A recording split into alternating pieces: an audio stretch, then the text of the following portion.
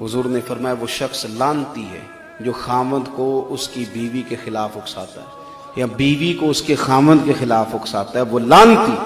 کبھی ان کے درمیان دراڑ ڈالنے کی کوشش نہ کرے، کبھی بھی دراڑ ڈالنے کی کوشش نہ کرے۔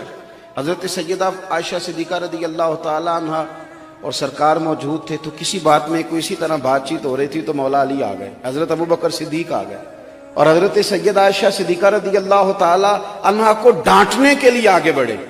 تو حضور نے فرمایا ابوبکر آپ جائیے، اللہ خیر فرمائے گا، آپ جائیے۔ کچھ دنوں کے بعد دوبارہ آئے تو دونوں بڑے مسکرا کے بول رہے تھے۔ تو حضرت صدیق اکبر عرض کرنے لگے حضور کاش مجھے بھی صلح میں شامل کر لیا جاتا، لیکن میاں بیوی کیا ہے، ہن لباس لکم وانتم لباس لہم، یہ ایک دوسرے کا لباس ہے۔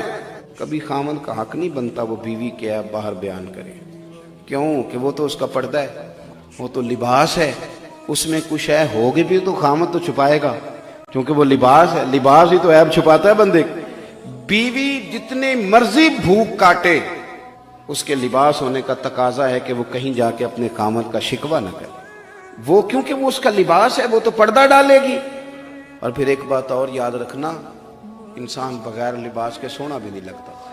میاں بیوی ایک دوسرے کا لباس ہے، لباس بندے کو زینت والا بنا دیتا ہے۔